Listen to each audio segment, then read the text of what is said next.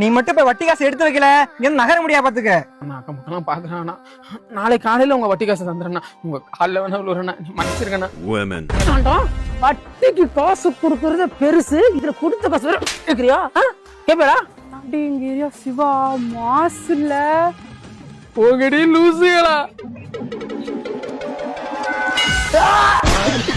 தம்பி என் பேர் சிவா, எனக்கு இன்னொரு பேர் இருக்கு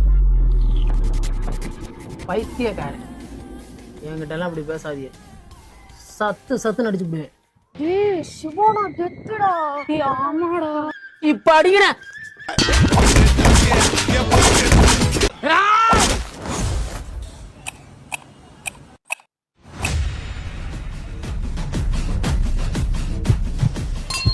சீனு ஓவர் சீனு போட்டதெல்லாம் வீணு ஜீன்ஸ் பேண்ட்